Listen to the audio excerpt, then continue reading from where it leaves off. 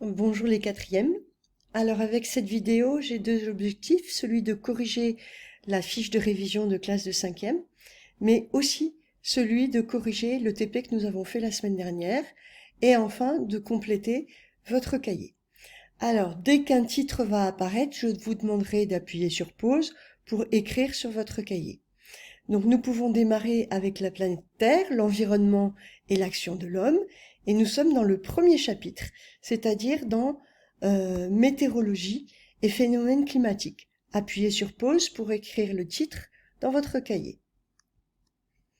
J'ai commencé la semaine dernière par des rappels avec la zonation des climats latitudinales, du plus chaud vers le plus froid au pôle nord ou au pôle sud.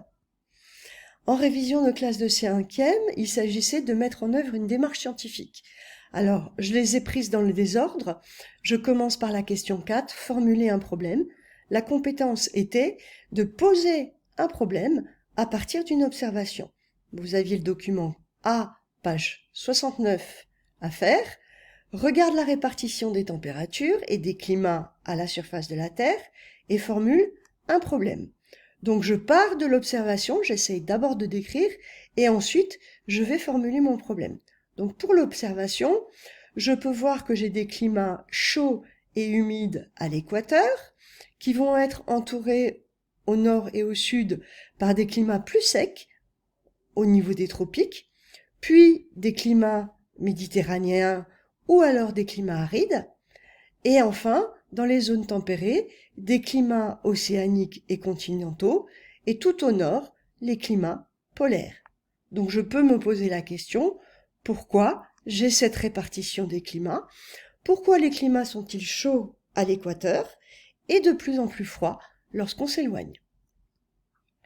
Alors, en 5, j'avais mis émettre une hypothèse. La compétence était d'analyser une expérience et d'interpréter. Document B, page 69, à partir de cette expérience, propose une hypothèse. Voici à peu près le document que vous aviez dans votre livre et je vous avais mis un petit guide de travail. Repère bien tous les objets de l'expérience.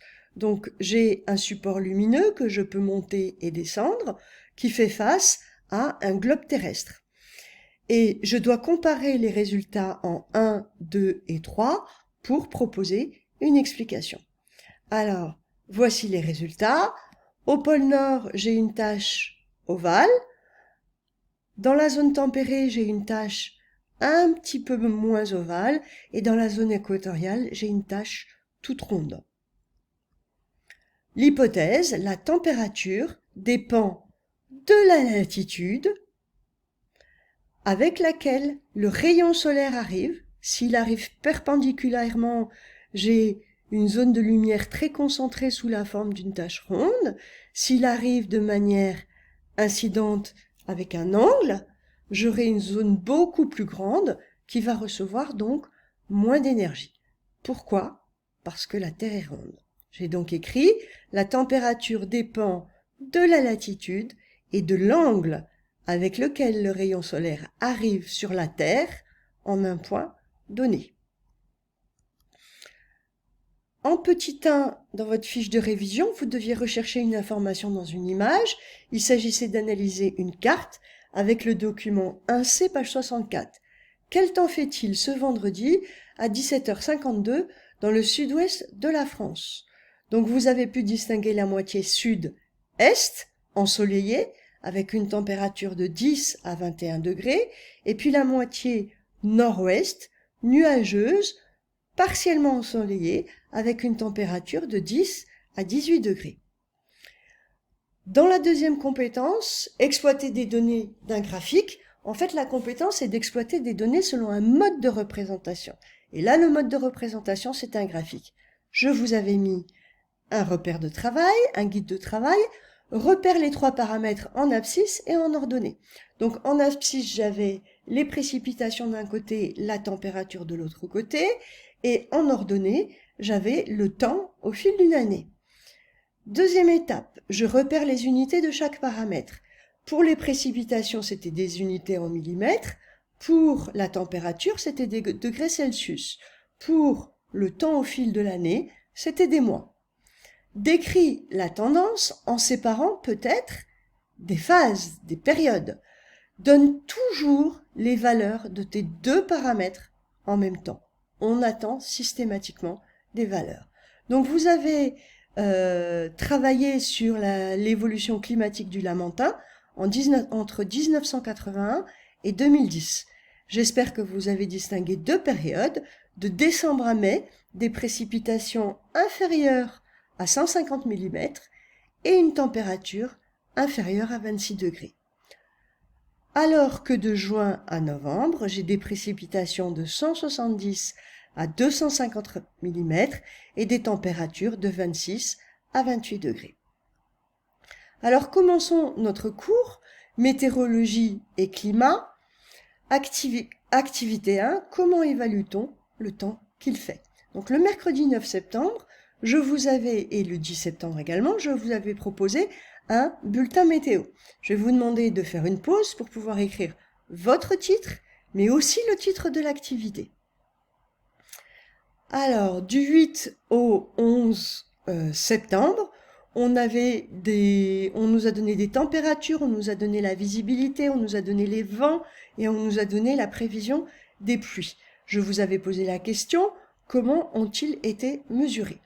Donc vous, votre compétence était de manipuler un logiciel de simulation et de faire une analyse de cartes. Donc première étape, première question, d'après le site cycloneextreme.com, recherchez si un cyclone est en formation dans l'Atlantique au cours de cette semaine. Alors vous aviez une image de ce style-là, dans lequel on repérait très facilement deux dépressions en face du Sénégal et qui étaient en train de se diriger vers les Antilles. Vous aviez l'image de cycloneextreme.com qui vous indiquait René et Paulette. Vous regardiez la légende, on vous dit Storm, c'est une tempête tropicale, et en plus, comme elle est marquée en rouge, elle avait 60% de chance de se développer sous la forme d'un cyclone. Donc deux tempêtes tropicales en formation, réponse à la question 1, appuyez sur pause si vous devez corriger. René est une dépression, Paulette est une tempête tropicale. Il n'y a pas de cyclone en formation à ce jour, mais seulement des tempêtes tropicales. Vous pouvez les repérer ici. Voici Dakar se trouve à cet endroit, René et Paulette. Nous avions fait une prévision sur le samedi 11 et nous avions prévu des pluies absolument catastrophiques pour ce samedi. Même un petit peu plus tard, on avait un mouvement tournant. On pouvait penser que une grosse tempête tropicale allait se mettre en route. Eh ben non, en 2 jours, tout a changé, ça s'est dissous, et en fait, samedi, nous n'avons eu que des petites pluies. Par contre, le 15, c'est-à-dire aujourd'hui, je vois que Paulette s'est dirigée vers le nord, René a disparu, Sally est arrivée sur l'Alabama et sur le Missouri, et j'ai 2 dépressions tropicales, 2 tempêtes tropicales, Vicky et Teddy, aujourd'hui. Voici l'image satellitale, Vicky, Teddy, René est encore ici, mais il n'en reste plus grand-chose. Paulette est là, mais elle est en train de remonter vers le nord, elle n'atteindra pas la Terre. Par contre, Sally est arrivée hier sur le golfe du Mexique, et voici aujourd'hui, c'est-à-dire qu'à l'heure actuelle, dans ce cyclone, c'est bien un cyclone, les gens sont à l'heure actuelle dans 150 km de vitesse, 150 km/h de vitesse des vents, un cyclone qui fait environ 150 km de diamètre également. Voici un cyclone vu de profil sur une épaisseur d'une centaine de mètres, et voici le mécanisme de formation d'un cyclone. La température de la mer doit être très chaude, supérieure à 26 degrés. Du coup, elle va avoir tendance à s'évaporer, à monter en surface. Mais comme en altitude, elle va se refroidir avec une température plus froide, elle va retomber. Mais ce système-là est pris dans un mouvement de rotation. Il est entraîné par la rotation de la Terre. Donc vous allez avoir la combinaison des deux phénomènes qui vont vous former un cyclone. Question 2, la compétence était de relever des données sur une carte de windy.com pour construire un tableau. Un tableau pour comparer les paramètres météorologiques entre Dakar et Paris. Donc faites une pause pour compléter si vous avez fait des erreurs. Alors je vous ai mis beaucoup de paramètres. Si vous m'en aviez mis 4, c'était suffisant. La température bien entendu, la vitesse des vents, peut-être la direction des vents, l'humidité, j'espère que vous l'avez mis, la pression pas forcément, les nuages ou les précipitations. Et attention, quand vous faites un tableau, il vous faut toujours un titre. Donc les paramètres météorologiques en France et au Sénégal, et le 9 ou le 10 septembre. Troisième question, d'après le graphique ci-dessous, caractérisez les 2 saisons au Sénégal. Donc même méthodologie que dans votre fiche de révision.